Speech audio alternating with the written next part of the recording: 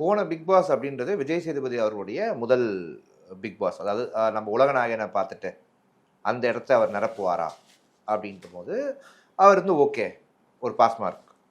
அந்த இடத்த நிரப்ப முடியாது கண்டிப்பாக உலகநாயகன் இடத்த.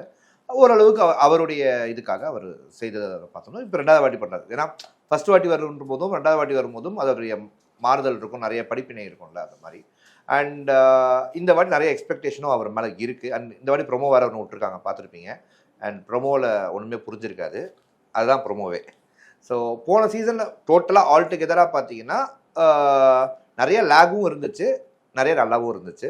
ஒரு மிக்சர் ஆஃப் என்டர்டைன்மெண்ட்டாக ஓகே, ஷோ இஸ் ஓகே அப்படின்ட்டுச்சு. கரெக்டான ஒரு வின்னருக்கு கொடுத்ததுனால மக்கள் வந்து தேர் ஹாப்பி. பெரிய டிபேட்லாம் வரல, ஏன் இந்த வின்னருக்கு கொடுத்தீங்க, ஏன் இவங்களுக்கு தரல, இந்த கிளாஷு.